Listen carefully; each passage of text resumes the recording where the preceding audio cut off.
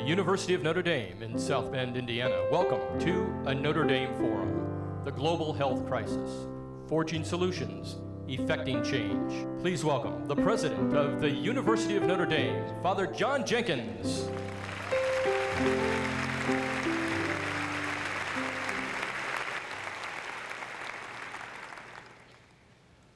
Well, good afternoon, and welcome to the second annual Notre Dame Forum. We gather together, faculty and students and visitors to the university, to consider a matter of critical importance to each of us: global health. Our purpose today is twofold. First, to understand the global crises that threaten the health of millions of people each year, particularly those who live in impoverished conditions without access to proper nutrition, sanitation, drinking water, and medical care. Secondly, we seek solutions. We seek ways to respond compassionately and effectively to this crisis. Notre Dame is a Catholic university. We're guided by imperatives of faith. Jesus said, "Blessed are those who hunger and thirst for justice. They shall be satisfied." He said, "As often as you care for the least of my brothers and sisters, you care for me." Today we ask that our hunger for justice be intensified, and that we learn new and bold ways to care for Christ in the least fortunate. We are honored to have a distinguished and experienced journalist monitoring our panel discussion.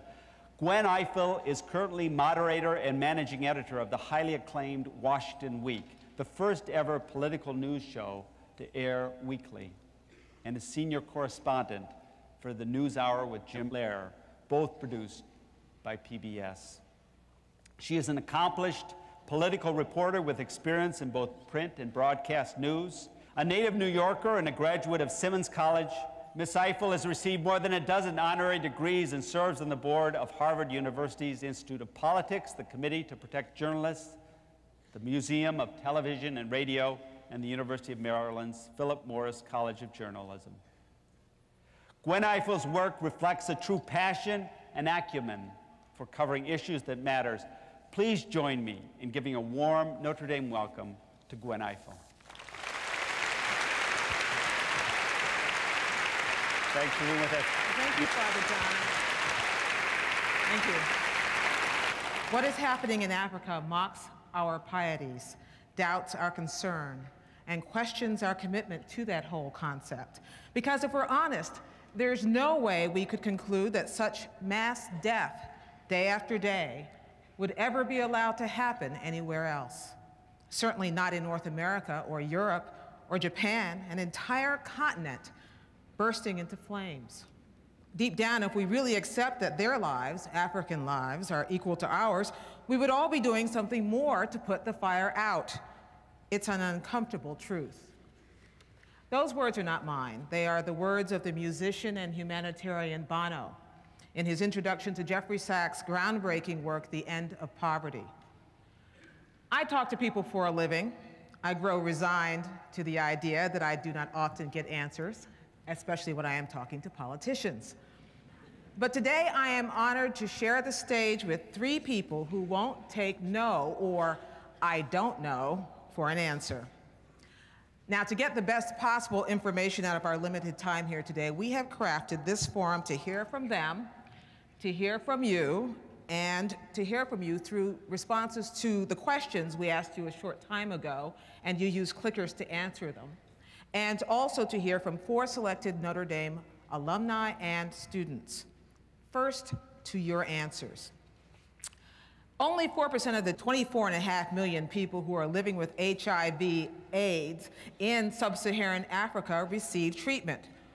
The question we asked you was, who primarily should pay for the antiretroviral drugs to treat HIV/AIDS patients in a country such as Lesotho? Here were your responses. 35% said pharmaceutical companies. Interesting. 21% said charitable organizations. 19% said wealthy governments. 19% said Lesotho's own government. 6% said medical insurance, which is kind of interesting. And 0% said the individual patients do that themselves. I'm curious to know Dr. Paul Farmer's answer to these and other questions. Dr. Farmer is a medical anthropologist and a physician and professor at Harvard Medical School, but that does not begin to tell the tale. As the founding director of Partners in Health, an international nonprofit organization, he has worked in Haiti, Peru, Russia, and Rwanda, among other places. Among his goals, to find a way through for those among us who have the twin misfortunes of being sick and being poor, and alerting anyone he can about how one condition is inextricably linked to the other. The physicians are the natural attorneys of the poor, he has said, and the social problems should largely be solved by them. But how? I present to you Dr. Paul Farmer. Thank you, Gwen. Thank you. Thank you very much. This is my first trip here, and it's really an honor to be here. It's especially an honor after hearing the answers to your answers to the questions that were sent my way, because I have to say I agree. You were talking about AIDS in Lesotho and asking what fraction of care the patient should bear. And this usually is a long-standing debate for us, because we know that our patients, at least in Haiti and Rwanda, and we expect our patients in Lesotho also, won't be able to access this care, have access to the care, so we need alternative strategies, and that's usually an argument, but it clearly isn't an argument that we have to have here, since you agree, as we do, that this is not an intervention that should be borne by the patient. What happens when people are dying of a wasting disease, not just AIDS, but tuberculosis, for example, and they come back from the dead? You can imagine. Actually, we got this expression, the Lazarus effect, from one of our patients, but let me just introduce you to a patient. This is a guy named Joseph who wandered into our clinic, and I just want to say one thing about this clinic. You hear about the Global Fund for AIDS, Tuberculosis, and Malaria, and the next speaker is someone who made that possible, along with others, but who was a driving force. This is all work that we did with the funding, ostensibly just for AIDS, from the Global Fund, and we've used that money now in Haiti, Peru, Rwanda, Russia, and soon we hope in Lesotho. But this is a guy who was fortunate enough to come to one of our clinics after we received the funding from the Global Fund, and this is the same fellow just a few months later after receiving the correct therapy. Thank you. This is where we've scaled up our work across central Haiti. Some of you are interested in Haiti, so I added this map. My favorite part of the map, though, is that little airplane cipher near the town of Hensh. For those of you contemplating air travel to central Haiti on a plane, please see me after this talk. The problem there is that the airstrip is being continually eaten by goats. So there are lots of challenges in central Haiti, but what we've done is go into the public sector and rebuild it. And we've gone from empty clinics and hospitals. These are all public sector facilities. Actually, one of your alums, and who's going to speak later, has done this same kind of work in Ecuador. That's what we're doing, is rebuilding the public sector with Global Fund money and other support. And the number of patients has gone through the roof, but also if you were to look at prenatal care or vaccination, you'd see everything has been improved by this ostensibly what the public health specialists call vertical funding. It's funding for AIDS on paper, but what we've done is to rebuild the public health sector and primary health care. Now, again, it's also led us into primary school for children, clean water, better housing, adult literacy, what we've taken to calling a virtuous social cycle. But we're trying to advance this broader agenda with some very narrow funding. And we've taken this to Africa. I actually took this picture in a primary school in Kenya. And I know what the teacher meant by writing on the board, save. He meant do not erase. But of course, I saw something very different, and I'm sure you do too. And the shocking thing, and I'd like my friend Jeff Sachs to look at this picture, is I went into a clinic in Kenya, and I said, no way, because there on the wall was a picture of Joseph. And the same guy from Haiti. I tried to convince the nurse, this Kenyan nurse, that it was our patient from Haiti. He said, no, it's not. It says right here, Government of Kenya. I had to show him Joseph's picture on my laptop before he'd believe it was our patient from Haiti. We were on our way to Rwanda using some of the same kind of funding, and this is the place we were sent to by the Ministry of Health. Initially, they sent us to a place with electricity and an operating room and an x-ray machine, and I made the mistake of saying to the Minister of Health, this is very easy for Partners in Health, and he said, okay, then we got another hospital for you. And that's where we ended up. So don't do that to a Minister of Health. And this was the hospital before. You can see the ward. These are the wards after, because again, we've used some of the money that we've been talking about to rebuild public health infrastructure in Rwanda as well as Haiti. We've relied heavily on our Haitian leaders to help us in Rwanda and elsewhere in Africa. These pictures here of this is of a Haitian physician and a Haitian nurse. They're in the middle of Rwanda, recruiting and training and helping us build up this program, which resembles very much the work that we're doing in Haiti. This is a patient we met in Rwanda just a few months ago. And of course, he had both HIV and tuberculosis, as Joseph did. And he also had something else, as I'm sure you could see. He had hunger. And that's the way he put it. Physicians might say, well, he had a consumptive disease, or two of them, and we need to treat those. But we knew better. We listened to him. You know, the radical notion that we ought to think about treating hunger with food, that's what we did in this case, and also antiretrovirals and TB meds. And this is the same fellow just a few months later. So thank you very much. Thank you very much, Thanks.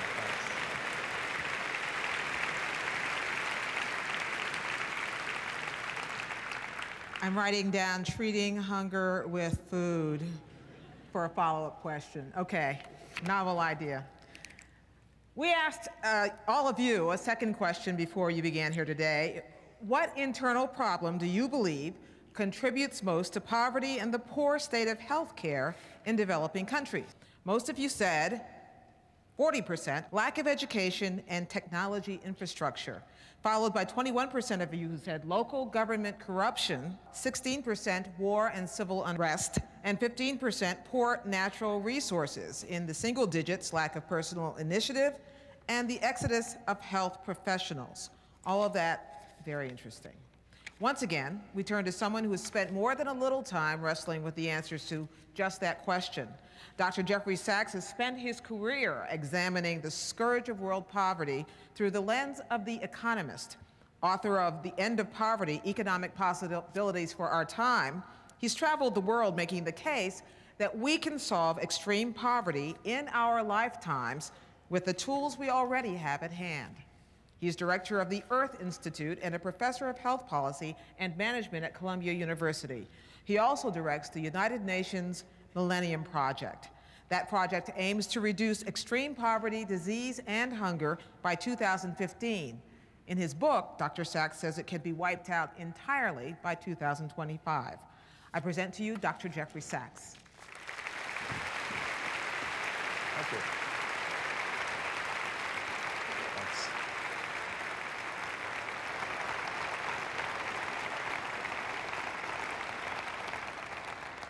Thank you so much. Well, indeed, we can end extreme poverty, but I have to tell the students the bad news. It's your homework. We're not going to finish the task, unfortunately, without you taking a leadership role. I think what Paul Farmer showed you just now is proof positive that it can be done. We have tools that are incredibly powerful. We just don't use them. We need to understand why that is. We need to figure out how it is that we can use them effectively. So I'm really grateful to the University of Notre Dame for putting on this event. It's extraordinary. The fact that you're doing this, that the university is devoting an entire day canceling classes so you can be here to talk about the crisis of global health, tells me that we're really 90% of the way there, because 90% is understanding the problem, having the will to solve it, and I'm sure that's true of everybody here. The 10% is calling Paul Farmer to give the right medicines. And that can be done, and it can be done on a large scale. Let me describe why I'm so optimistic about that. This is an unforgivable and, of course, also unforgettable sight that I saw in Zamba Central Hospital in southern Malawi a few months ago. It's unforgivable because what you are seeing there is one child laid next to another in malaria coma. Malaria is a disease that is largely preventable. It is 100% treatable. It's going to kill more than 2 million children this year. It averages $2.68 to treat. It's even less than that for pediatric doses. And yet you can walk into a hospital that's the central hospital of the major commercial city of Malawi, and you can see children dying before your eyes. What conceivable justification could there be for this? We have to understand the problem, and we have to solve it. And we have to understand that it's urgent, because our own survival is going to depend on it as well. You can't leave millions of people to die and believe you're safe. You can't believe we're fighting terrorism if we're neglecting life by the millions. It's impossible. You can't believe the pathogens stop at national boundaries. Avian flu can come from any infection, any recombination. And I can tell you, don't think it's a myth that some disease someday could spread from an animal reservoir, mutate into a human population, start spreading, and before you know it, you have a global pandemic. Don't think that's a myth. That's what AIDS is.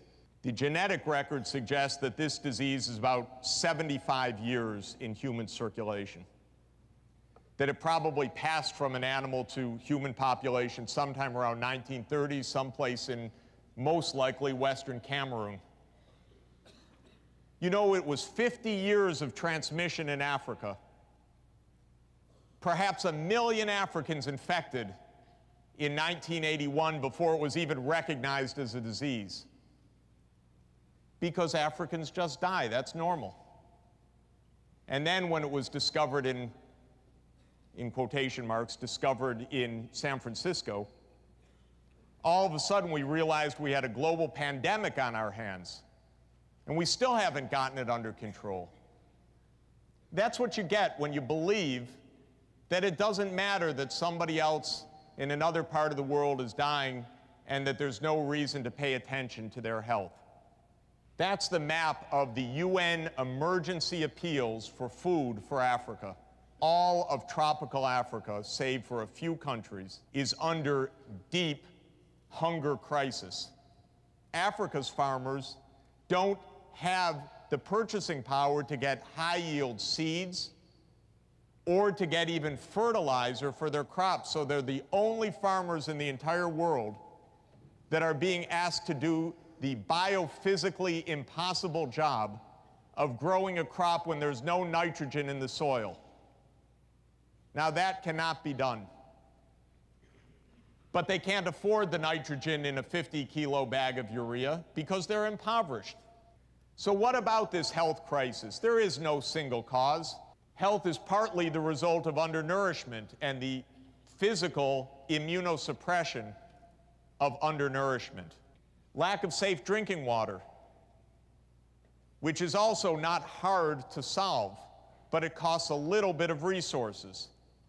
Indoor air pollution, perhaps 2 or 3 million deaths because the wood-burning cook stoves of impoverished people create enough particulates inside the hut that children die of pneumonia. Vulnerability to infection, social exclusion. It might mean you don't have the dollar at the clinic. I've been to steps of clinics with medicines inside to fight malaria and people outside malarious, not able to go in because they lack $1 and stand to die as a result of that. That's taken as normal on our planet. That is not normal, ladies and gentlemen. And then there aren't even clinics in most of the places, or no doctors or no trained health workers. We're trying to solve real problems. So we need an approach that is realistic for the poorest of the poor on the planet. So we thought, what about getting started in a holistic way, at a scale that people live in their villages? where they get their health care, where they grow their food, where they need to get their water, where their children need to go to school. And so that's the theory of the Millennium Villages. Let's find holistic approaches to help villages help themselves get out of extreme poverty. And let's realize the multiple causes and address them in a very practical way. This is the village in Western Kenya where we work. People walked 20 miles, 30 miles to come to this meeting. It was 5 minutes before there was just a canyon filled with love, and I mean it in the absolutely real sense. Working towards solutions. This is the master farmer in Western Kenya. She grows the most food of anybody. She's standing next to a particular kind of crop called crotalaria, which is a nitrogen-fixing, coppicing tree. They put in about 100 kilograms of nitrogen in the soil, and she gets 3 or 4 tons per hectare now, as opposed to the 0.5 to 1 ton. And that's the difference not only of eating and being healthy, but having an income surplus, which you can then take to the market, earn some income, and start saving and accumulating capital so that normal market economics can take over at that point. With the surpluses in these Millennium Villages, the children get school feeding programs. They get midday meals. What a difference, ladies and gentlemen. The school went from 168th rank in the district to number 2 just by feeding the kids. They could learn. Now there's hope for the kids. We got started and they said, we need a clinic. And I said, there's a little hut over there, let's use that as the clinic. They said, no, we want a proper clinic, one that's dignified, that has enough rooms for patients, for a pharmacy, and so on. And they asked us for $3,000 for the cement, the wiring, and the corrugated roof. And in 8 weeks, a 5-room, beautiful clinic went up. And since March of 2005, it's been seeing 200 patients a day and saving countless lives. That's for a community of 5,000 people, $3,000, that's 60 cents, because the one thing economists can do is long division. 60 cents, amortize that over a decade or two, 6 cents a year per capita. That's what stands between having a clinic and not having a clinic in places like this. It takes many years to really lift out of poverty, but here's the commitment of just the first year. It's amazing, and it's really happening in these villages. You can grow more food. In one growing season, you can triple, quadruple, or quintuple the food production. In our site in Malawi, they've never seen so much food before. In Kenya, they say we've never seen chubby babies before. There's more food than they ever had, one growing season. Malaria can be brought under control. We've calculated that there are 300 million sleeping sites in malarious Africa, 300 million. To cover each sleeping site for adults and children with a long-lasting insecticide-treated net is $5 a net. Here comes advanced economics. Multiply, that's $1.5 billion. We're spending this year $1.5 billion a day for the Pentagon. 1 day's Pentagon spending, ladies and gentlemen, would cover every sleeping site of Africa for 5 years against malaria. Don't let anybody ever tell you we can't afford this. We can afford to end poverty. Get a clinic built in every village. The villagers can do it in 8 weeks. I've asked Paul Farmer to start what I call the Starbucks clinics of Africa. Because there ought to be one in every village. Safe water points. Again, why should anybody be drinking water that predictably can kill them? Because a borehole, because filtration, because a protected spring, or many, many other solutions are already at hand. But they cost more than what people that have no money can pay. And finally, making sure there's a place for every child, whether it's expanding the schoolrooms or what we found to be the most important thing, it also works with my colleagues. Promise lunch, they'll come. because no parent will keep a daughter or a son away from school when there's a midday meal. What does this do? This empowers people. It's the first step. It allows them to earn an income, to start microfinance, to have some cash, to be healthy enough, to have their children in school so that they have a future. This is not a handout. This is not food aid. This is an investment in the future. I have to say, being here at this great university is an inspiration. Standing in front of Father Hesburgh, sitting here, has been a hero of mine for all my life. I know that what Father John is dedicated to here is absolutely remarkable. I really do think we have a calling, we have a need. I think it's more urgent than ever because our planet is more dangerous than ever. And the only way out of that danger is peace, and development is peace. Thank you very much.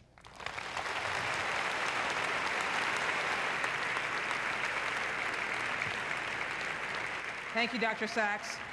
The third question you may recall that we asked you was this: what proportion of funds spent on HIV/AIDS in Africa should be spent on antiretroviral drugs to treat patients with AIDS versus education for behavior change to reduce the transmission of AIDS? 36% of you said that it should be half and half spent on antiretrovirals, half spent on education. 34% of you think that 3/4 should be spent on ARV and 25% on education.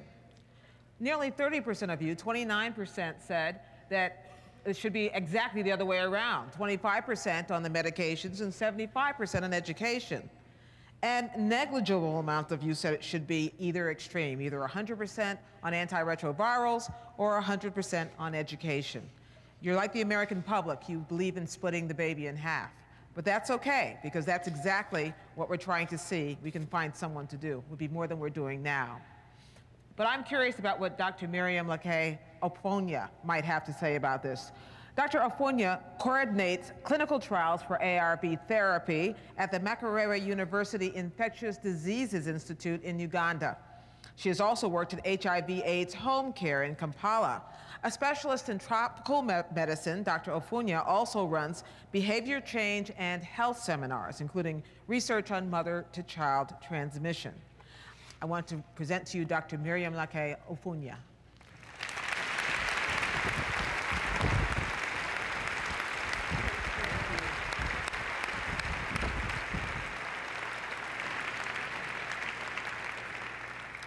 Okay, Dr. Funia, we've been listening to these white guys tell us all day long about what's supposed to be important.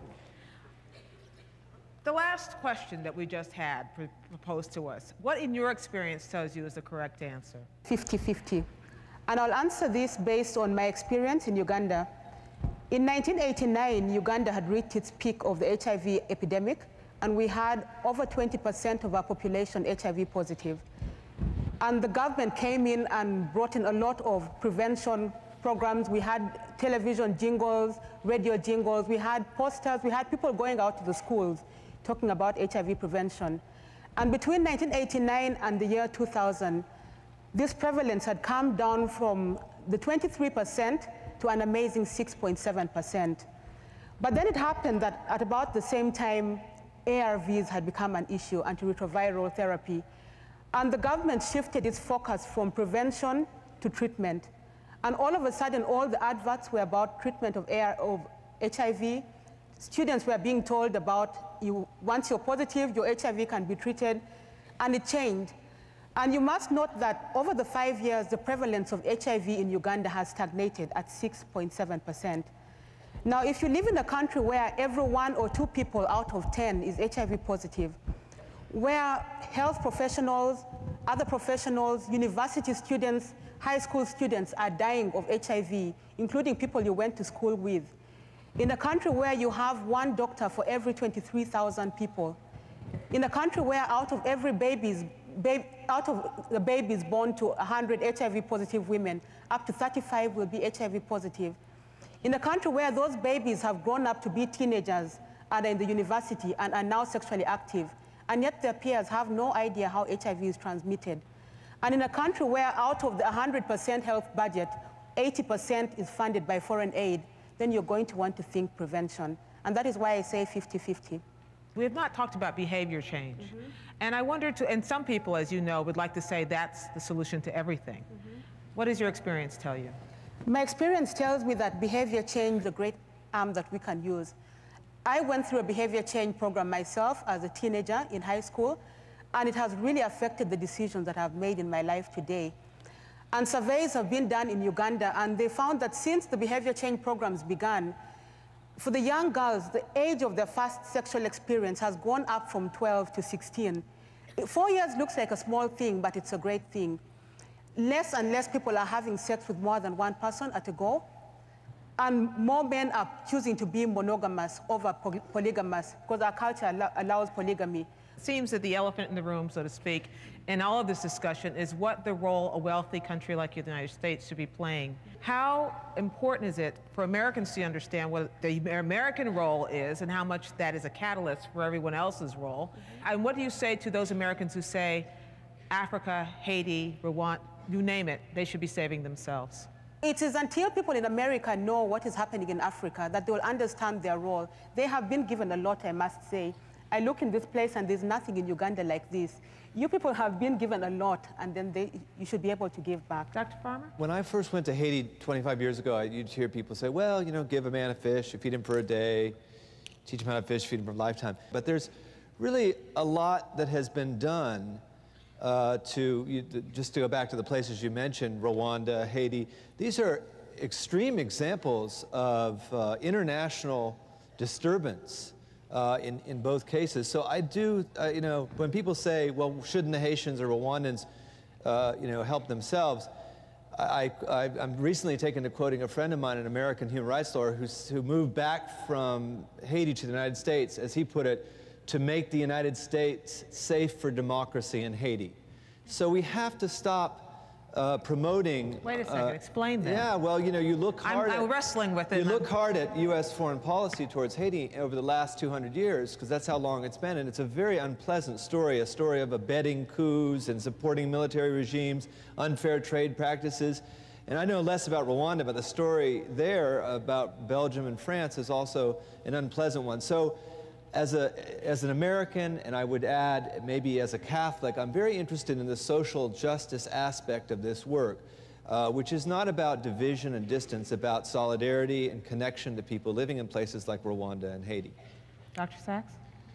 I think that the biggest obstacle actually is the sense that many people have that there really isn't a solution at hand. And the overwhelming idea about aid, especially aid to Africa, is that it's money down a drain.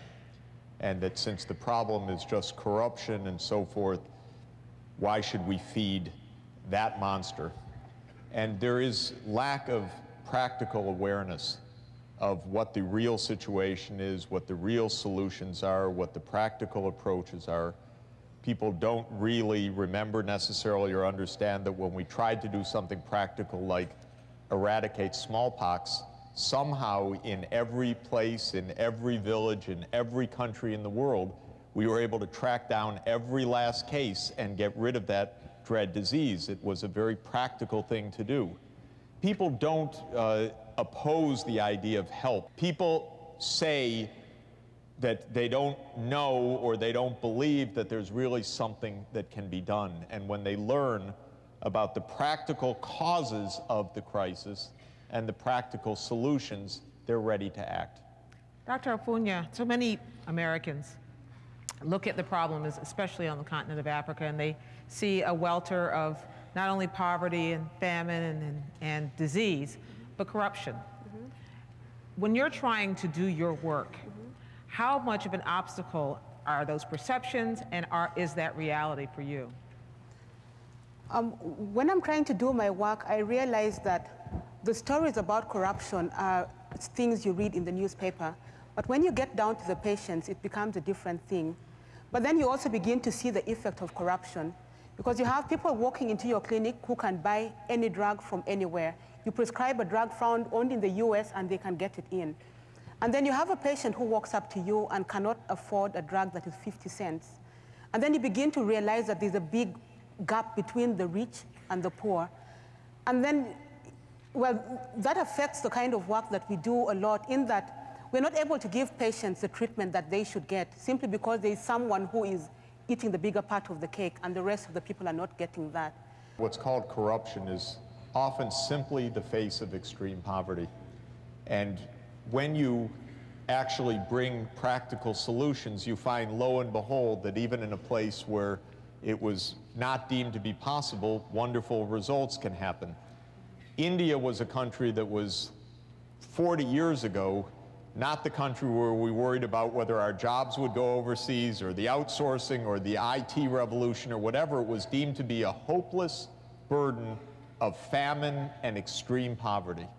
What was the decisive change? Not that somehow all the terrible things that were said about Indian society changed from one day to the next. They were never a proper description.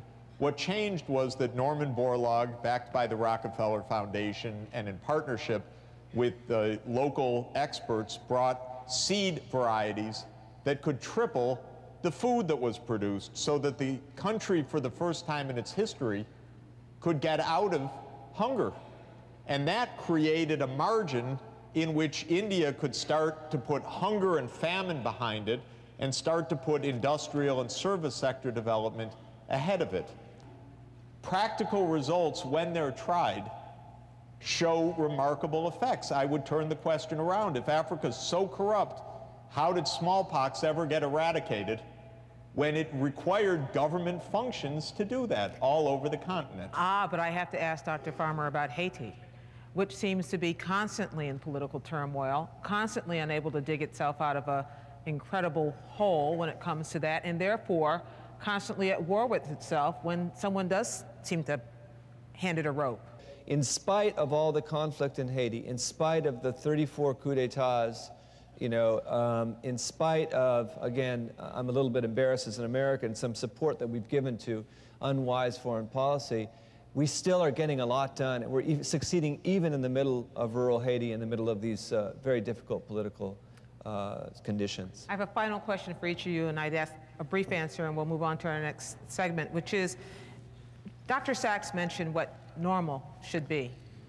And what I'm curious about is what normal ought to look like by 2025. What, in your work, would you like to be able to say by 2025, Dr. Sachs's wildest dreams are achieved, if your wildest dreams are achieved, and Dr. Farmer's wildest dreams are achieved, what would normal look like?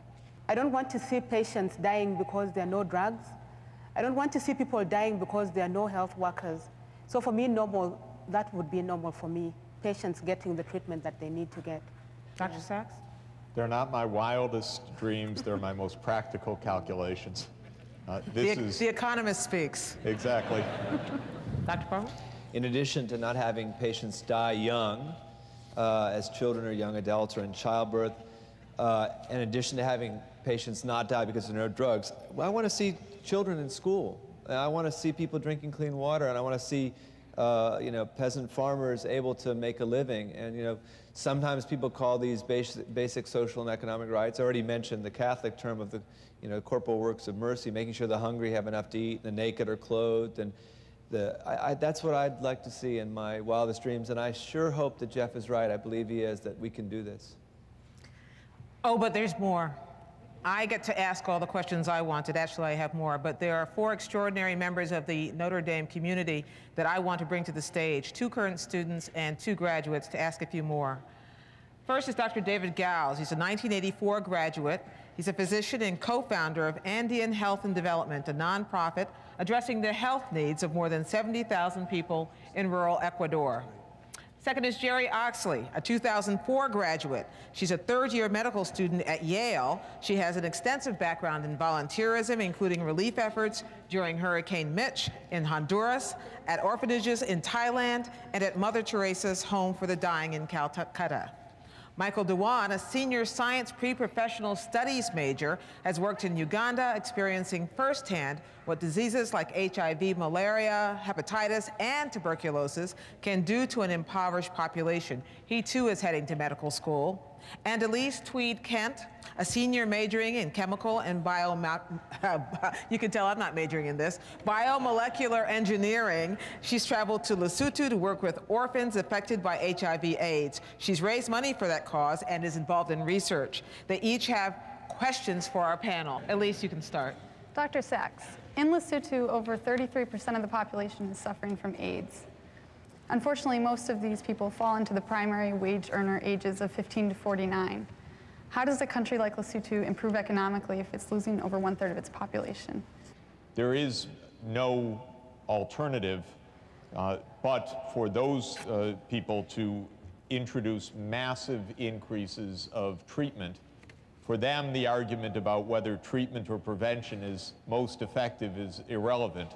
They will die if they're not treated. It's very simple calculation. And we have to ask, are we really prepared in our moral or our practical actions to say, no, you can't live because that would require 30 cents a day. The drugs are $130 a year. You can't live because that would be too difficult to accomplish. Clearly, it's an emergency. It's the survival or death of a whole society at stake when you're looking at that.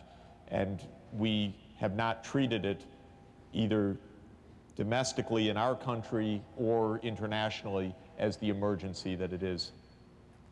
Michael? I think it's really important to emphasize that you don't have to be a doctor to get involved in international health care. I was hoping so why you are you going to medical school? Yeah, thank you. That was the question I was about to ask. So I was hoping you could elaborate on that and sort of describe specific ways that non-physicians could get involved and affect change. Thank you. I'd love to do that. I'm sitting here at Notre Dame, this great university, and thinking about the student body and the graduate students and the faculty. I would be hard-pressed to think of a single discipline that could not be turned towards the kind of problems we've been discussing today. Nursing, education, engineering. What we wouldn't give, for example, to have lots of engineers working on better access to clean water, or architects working. I just designed in Lesotho, on a piece of legal paper, I just designed a new infectious disease clinic because of infection control problems with tuberculosis now rampant in these primary health care clinics. So you have women who are pregnant coming in for prenatal care who are being exposed to tuberculosis. We should have other people doing that, architects, say, and engineers. And so I really think, Michael, that really anybody can get involved in this. Dr. Farmer, you frequently refer to the population you serve as the poorest of the poor, and in a material sense, of course. Yeah. Mother Teresa also used this term a lot, and those powerful words would echo oftentimes in the work that I did in her home for the dying in Calcutta. In contrast, Dr. Sachs in his book would use the term richest of the rich to refer to our material wealth. Notre Dame obviously is an incredibly rich institution, and as I'm sure you've noticed during your time on campus, our richness it extends beyond just the material. We're rich in our mission statement, which is rooted in the Catholic social tradition, and that's the motive behind a lot of our outreach that we do, especially through the Center for Social Concerns. My question for you today is, considering our uniqueness and our Catholic character, what sorts of contributions do you feel that we can provide tangibly to global health? How come I got asked this question? I have to say, I think you look at every religious tradition and you find a social justice message. The discouraging thing for me is when I think about how little we have done over the last couple thousand years, say, to make sure that we address these problems and eradicate them. But the encouraging thing is there are models of engagement. And I met people just today, students especially, who are trying to put their principles, you could say their faith, it depends, but into practice in service to others. And I think that's something that we, as Americans, really need to keep in mind as we move into the new century. We really need, as a people, I believe, to think about others much more. Can I piggyback on that question? Because I am curious, Dr. Funia, for you to respond. In your practice in Uganda, how much does religious activism interfere or help you do your work? Is there a social justice face of religion in Africa which is either a help or a hindrance to you in your work? In my experience, religion helps a lot because Africans are largely religious. So when you bring in an intervention and use the religious arm to bring it in, most times it prospers. It works a lot, yeah. Dr. Gaz, your question? Dr. Sachs, I'd like to read a brief excerpt from your book, The End of Poverty. You say that, quote, when governments run businesses, they tend to do so for political rather than economic reasons. State enterprises tend to overstaff their operations since jobs equal votes for politicians, and layoffs can cost a politician in the next election. Moreover, governments rarely have the in-house expertise to manage complex technologies, and they shouldn't, aside from sectors where the government's role is central, such as defense, infrastructure, health, and education. I'm a physician, but I'm also trained in a previous life as a business person here at Notre Dame. As hard as I may try, I can't let the business side of my world go away. Have you seen private sector or business applications to run government rural healthcare facilities to address these inefficiencies that result in ongoing maternal and childhood mortality?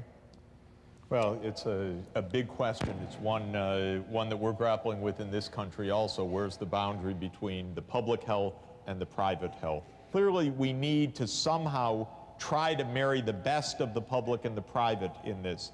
We need, in my view, guaranteed access to essential health services, not pretending that the poor can afford what they cannot afford. And we can't let the World Bank be the judge of what they can afford, because that is a biased view of creditors. Because what the World Bank has said for 25 years is let them pay, and what it's meant is let them die. And that may sound harsh, but it's true. They have not recognized how poor the poor are. So we need generously to understand the limited capacity to pay of the poor, generously. We need to put the doubts on the side of the poor, not on the side of the rich. But then secondly, we need to put best business practices into this, rigorous business practices. Business is good at scale, at logistics, at management. Politicians are not. And so we have to depoliticize these systems. Now, if this sounds a lot like your organization, it should, because that's what I understand you're doing. And I really think that if we can make scalable, rigorous business models, they can expand dramatically. We need to get some public finance support behind such models. Elise, another question. It's estimated that 10 to 20% of children infected with HIV receive the transmission through breastfeeding. Formula in most countries like Lesotho is not affordable or sustainable. How have you addressed the issue of mother-to-child transmission in Uganda? Mother-to-child transmission of HIV in Uganda has been an issue of concern over the last 5 years or so, because research and practice has shown that you can actually reduce mother-to-child transmission up to 1% or even below. And in Uganda, we are trying really hard, and it happens after the baby is born. That is when the problem comes in. The baby has to feed. One, it is expensive for the mothers to get formula milk. But apart from that, culture believes that a mother should breastfeed her child. So a baby is born, a mother goes home, the family comes to visit, and she's not breastfeeding, and they wonder what is happening. So we are working on trying to get the mothers to either be brave and tell the relatives that they have chosen not to breastfeed because of probably the HIV positive, and we're working on stigma as far as that is concerned. But also we are encouraging mothers to do what we call exclusive breastfeeding. And that means the baby is fed on nothing else but breast milk for the first 3 months of life, and then has to be stopped abruptly and moved on to other forms of milk. But this is really difficult because the babies have diarrhea almost every day and have to be put on other fluids. And as a result, we're having a hard time dealing with that. But right now, one of the things we're looking at is getting people to donate breast milk. You have a mother that is HIV negative, you ask her to donate some of her breast milk for another baby. 2 more questions from our panel. Mike, why don't you start? For Dr. Sachs, you described how microfinance has the ability to spark economic activity where previous economies were stagnant. Sort of moving this onto the field of healthcare, to what degree do you think microfinance could assist the construction or the ongoing service of healthcare facilities abroad? Well, again, this is a bit of the question of public and private role. There's some room for microfinance, there's some room for private finance, I suppose. But I'm actually, myself, I have to put it plainly, you may have gotten the drift. I believe in a single payer model, and I believe in straight public health care. I'm not impressed by the private approach to this issue, period, I have to say. But then when you come to the impoverished countries, what people need there are services. So the question is how to get them services. When you understand why they don't have services, because there's no money, no resources, and there's no way that either their government or the households can pay for it, the practical issue is one issue. How are you going to get things built and delivered when your clients or your patients cannot pay for them? That's the only question. I have a question about the physician brain drain that's been referred to in a lot of your writings, as well as in recent literature. I've noticed in different interviews I've done with Indian physicians through my thesis work, they talk a lot about well-trained, competent physicians who often relocate to higher resource areas to initiate their research or even to clinically practice. This has very negative ramifications, obviously, on local communities. How do you even begin to curb that trend? Brain drain is actually a big problem in Uganda. So until the governments begin to realize that there is a problem, they need to boost the health facilities, the health sector, then that will change. And then the countries that are taking up the doctors, the nurses, and all health workers, I believe should also put a ban on that. Because it's until they stop accepting them in their country that they'll be able to stay back and work. Dr. Sachs said earlier on, you are the ones who are going to solve the problems we've talked about today. And we also have 4 people who have taken it upon themselves relatively recently in their young lives to try to do their part. I'm curious about how optimistic you are or pessimistic you are about the ability of your generations, people who are in their 20s and 30s, to step up to this plate, the kinds of complicated, multi-layered challenges which we've outlined today, and how your experiences have maybe depressed you about the possibilities or inspired you.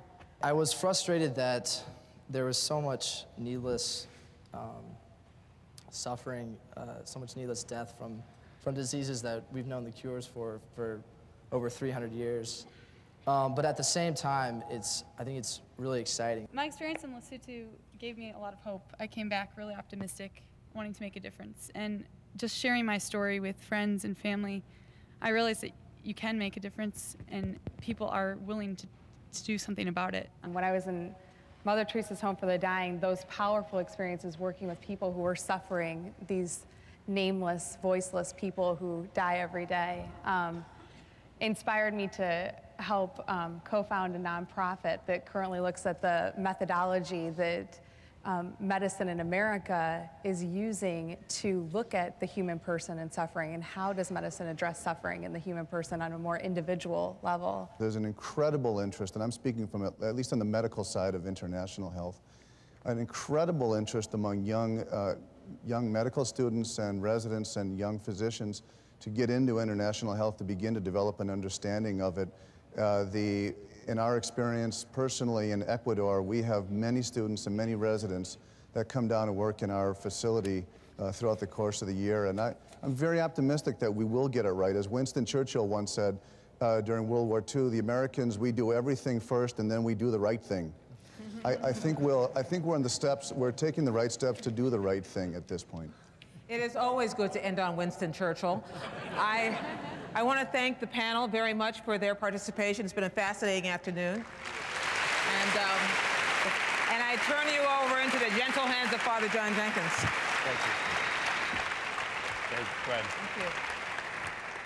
You know, we've heard a lot about a problem that cuts short many lives and causes great suffering in this world. And when you're faced with such a problem, it's easy to be despondent. but our panelists here remind us not to be. There's much to do. And I would like to ask everyone here to reflect after this day. What can you do to address this problem? What sort of small practical things can you do? Maybe it's educating yourself better about it. Maybe it's writing a letter to a politician. Maybe it's contributing to one of these wonderful organizations, or maybe it's to think about your life the way these four members of the Notre Dame family have in ways that can address this issue. So let's all think about that. One of the things I'm just very pleased to announce today at the conclusion of this conference is a small step that the university can take due to the generosity of others. Dr. Jeffrey Sachs founded and directs the Millennium Village Projects, which focus on efforts in sub-Saharan Africa, working with the poor from village to village. A close collaborator of Dr. Sachs is Mr. Ray Chambers, one of our trustees. And Mr. Chambers was generous to found a Millennium Project village in Notre Dame's name in Uganda, Dr. Miriam's country. And Uganda is a nation that Notre Dame has connections with through the Congregation of Holy Cross, which has worked there for many years. This initiative will address the many issues we've talked about today: alleviating poverty and disease, reducing the gap between wealthy and poor, enhancing long-term prospects for peace. The Notre Dame Millennium Development Project will be something you will be hearing more about in coming weeks and months. And faculty and students will, from a variety of disciplines, as well as alumni, will have a chance to be involved in that. In closing, I just want to thank all those who made this forum such a success.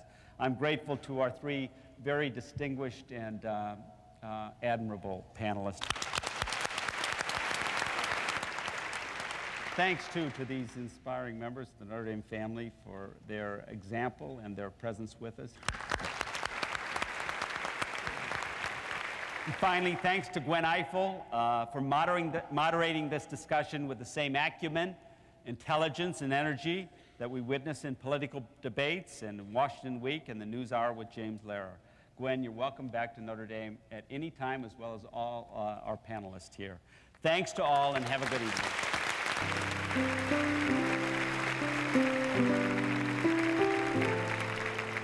Thank you.